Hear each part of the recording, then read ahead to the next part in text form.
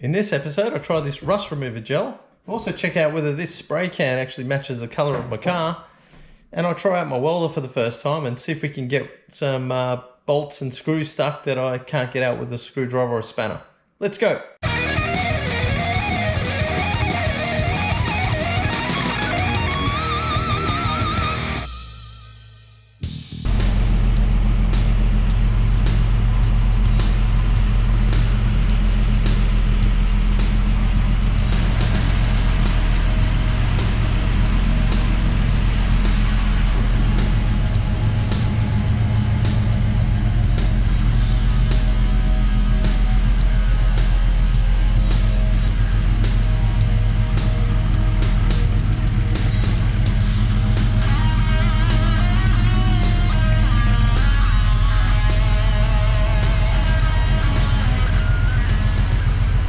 Okay, one of the things I need to do is there's a bolt that's actually stuck in the, that was holding the fuel tank in. Well, it was already broken. So we're going to actually try and take that out. So I'm going to show you the bolt there. It's actually got a snapped top on it. So here is one of the bolts that actually came out of the tank. We're going to do that, and I'm going to show you one that's actually stuck in here. Okay, so here, you should be able to see just here, there's actually a bolt that's got a snapped top off it. So what I'm going to do under here, pretty hard to see, there's a nut and, well, there's a bolt, I should say. Okay, so there's a bolt like this, and I've just got a nut that I had. I'm just going to screw that on there like so, and I'm just going to weld this onto the base there. Just put a couple of tacks just to hold it on, and then we'll undo it from the bottom and see if we can take it out.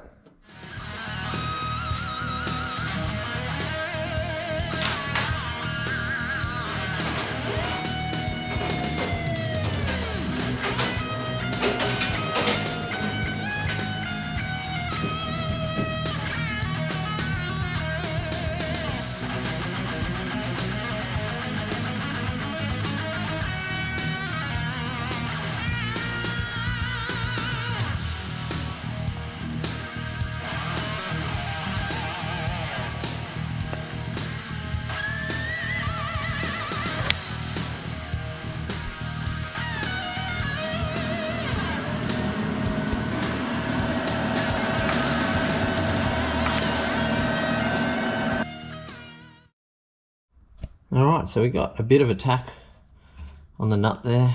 We're going to give it a go and see if we can get it out with a socket. Let's see how we go.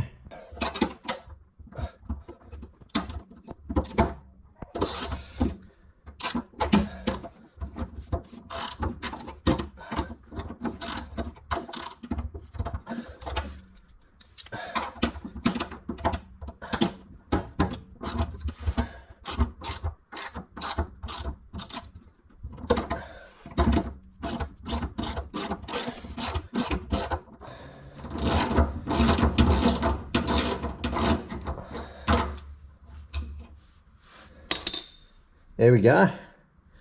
She's out. Yeah, so we did actually get the nut out. We've got some success there. I'll see if I can, you can see just tack the end there. That was just enough to hold it, get a socket on it, and get it out. All right, guys, one of the things I need to do is remove the, I guess they're called the drain plugs or whatever. They're on the floor pan. I've got a couple of them out, but I've got one that's stuck, so we're gonna fire up the welder again, get some more use out of that. And we can use that to weld something to the screws because I can't get them out. And we'll weld something to them, and then that'll give us a bit more leverage to get them out, because a Phillips screwdriver is not actually good enough at taking them out. They just keep slipping. So I'll give you a look at what I'm talking about. Okay, so here you can see, here's the front one. I've already got that one off. Then I've taken this one off today, which was good. Managed to get it off after a bit of work and just wire weld it. The front one over here, it's got a bit of a dodgy floor pan. Someone's actually done a repair, which, you know, it works, but it looks shit. It doesn't match the original floor contours. But then we have this one. Let's see if you can see that. I've actually ground these with Dremel just to give the welder something to stick to, but as it stands, don't think we can get these out. None of these are actually gripping enough. So I'm planning on just tack welding something to that and something to give me a bit more leverage. So let's give that a go.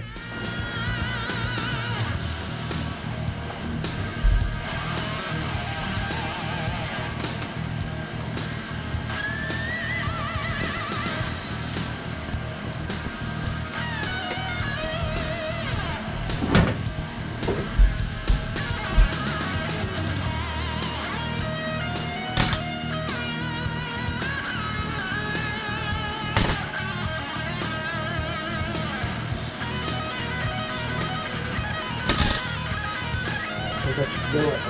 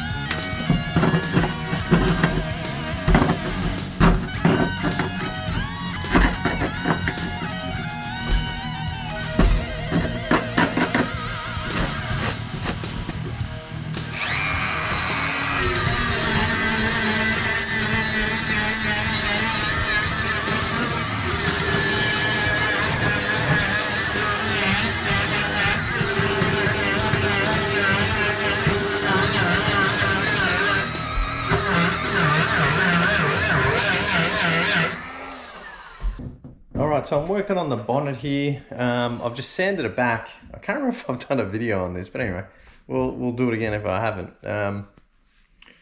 Essentially what I've done is I've sanded the front bonnet, part of the bonnet back because it was pretty crappy looking. You can see one of the things I'm noticing is rust underneath the paint. So whoever's done this quite a long time ago, underneath the paint seems like it's rusting, and that's why we're seeing some of those kind of rust marks starting to come up underneath, bubbling up underneath the paint. So it's pretty much going to be a bare metal respray, this car. So, and I can't afford to do that right now other than having a crack myself and just learning along the way.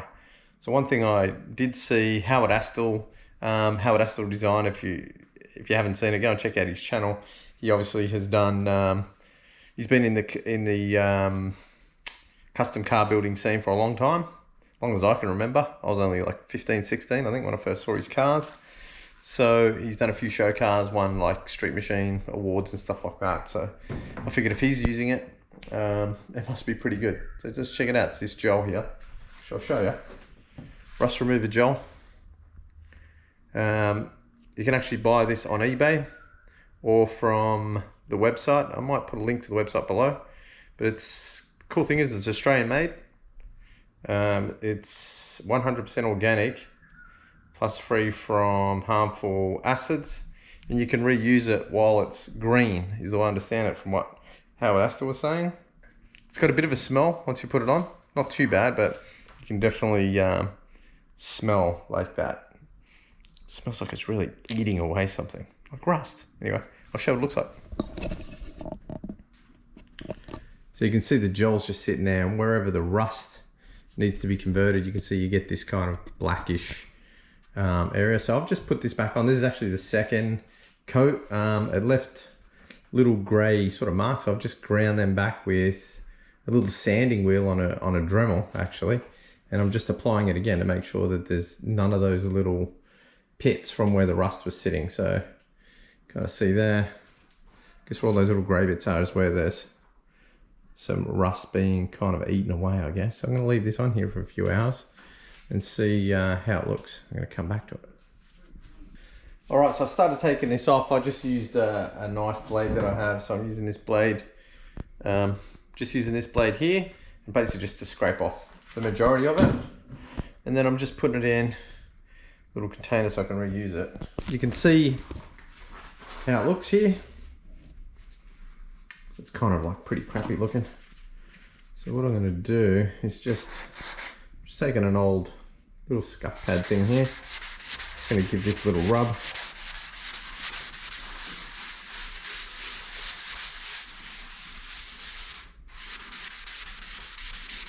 Give it a bit of a clean.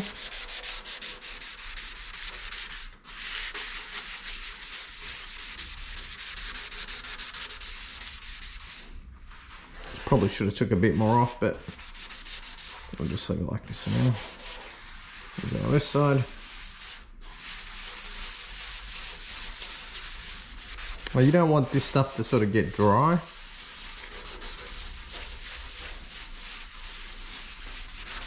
What I've been told is you've got to clean this with methylated spirits or something. You've got to take this stuff off because I guess it's just going to keep eating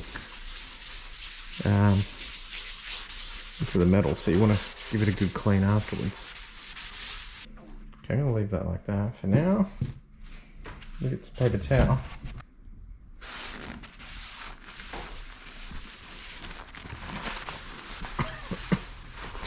Well, I'll do this first. Then I might put some acetone on it. Just clean the rest of it off. So you can see there's still some residue there.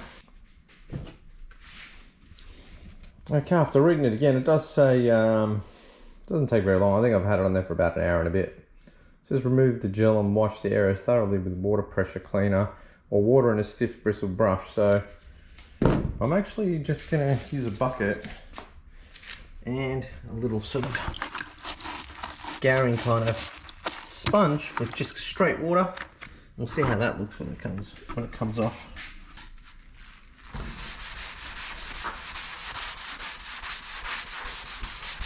Yeah, you can definitely see that brownish kind of tinge come off. Just give that a good wash.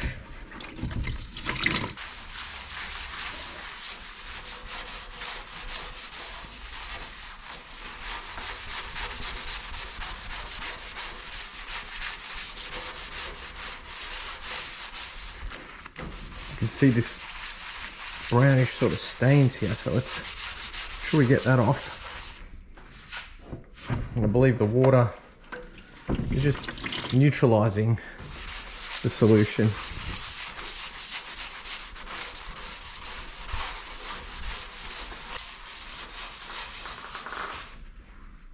Should do it. Let's dry it off. Just a cloth, paper towel.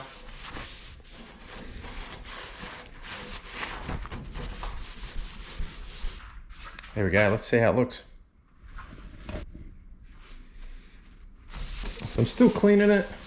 Looks like it's going to need a bit of cleaning because I can still see stuff coming off it. So, but I think the main thing, what we're looking for is any of the black kind of marks, and maybe able to see there's a bit of a, looks like a little rust deposit right there. It's a little black mark, so we need to get all them off before we etch prime. So I'm just going to go over this again. We'll just go over one of these flecks of it. Strip discs. Might just clean up the top surface, make sure there's none of that sort of black oxide or whatever it is, the rust that's gone black. We'll make sure we get right back to a nice shiny metal before we put any etch prime on it. Alright, so I want to try and get this painted today if I can. I've sanded this with a few different grades. I've tried to make this as smooth as I can. Rather than taking this all back to metal, I'm just going to put some primer on it. I'll just I'm trying to make these edges as smooth as I can, which they feel pretty smooth. There is a few minor little imperfections. I can feel like over here, might just have a bit more of a crack at that. Like there's probably a bit of body filler there. There's a bit of a, just feel it's just like you can stick your fingernail in there. So I might just tidy this up a bit and then we'll tape it all up and see if we can get some primer on it, and we'll try this new paint color I have. Alright, so I've got some undercoat on. I know it doesn't look the best. I could have feathered off some of the prior paint, but to be honest, I just want to see whether the white paint I've got will match pretty good, and then maybe I can redo it at some other point, because I just don't want to leave it bare metal. So I might just have a crack at painting it with the white paint that I've got, because that seems to be the correct color. We'll chuck it on and see how it goes, even though we will see some of the existing lines where I hadn't sanded it completely, but yeah, we can have another crack later on. Let's give it a go.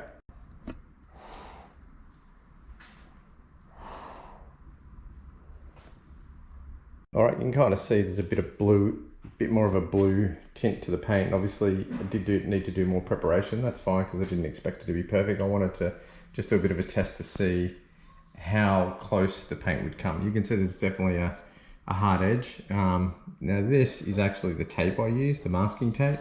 Maybe if I didn't have that there, and if I sanded all this off, it might actually blend that a little bit better. So this kind of, I think, makes it look kind of crappy. So definitely won't use that tape again, because that's that kind of just typical masking tape. So that's come off there, that hasn't helped.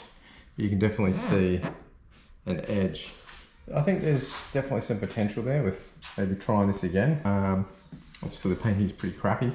And I think what I'll do next time is not have such a hard edge here, and just maybe mask it off to an edge here, but then just paint sort of lightly here and try to make it blend a bit better rather than have an edge. So now I'm going to have to sand this. I'm going to have to sand it again anyway, because there's definitely some imperfections in the panel, so it can't stay like that, and it kind of looks somewhat shitty the way it is. So, but anyway, I think we're on the right track. I think it wouldn't be too bad had I maybe spent a bit more time on it, but you know what? I think having another go and trying to blend this a bit better might be, it might actually work out okay. I guess the biggest thing I've found so far is that the color's not gonna match exactly. This paint is like at least 30 years old for as long as I've had it, so it's not gonna match exactly, even though apparently it is the correct color code. Now when I have a look at it on here, it's definitely more of a blue. It's got more of a blue tint in it, and I think that is the right color, but obviously the paint on the car has kind of gone a bit of a yellow just over time with just wearing out. All right, so that brings us to the end of this video. So I hope you found that useful. A little bit of this and that on this episode. So a little bit about removing paint and thinking about what we can do to respray the car. I think though the direction I'm starting to go after trying the rattle can is I'll probably buy a compressor that allows me to actually spray from a spray gun, and that way I can try some better quality paints and a bit of an opportunity to do a bit of a bigger job on the car rather than just smaller areas, because I think that's what it's going to need. But anyway, thanks for subscribing if you've done that, or if you give it a thumbs up. If you have any questions, give us a question down below and I'll get back to you. And thanks for watching. Take care, and we'll see you guys on the next one. Cheers.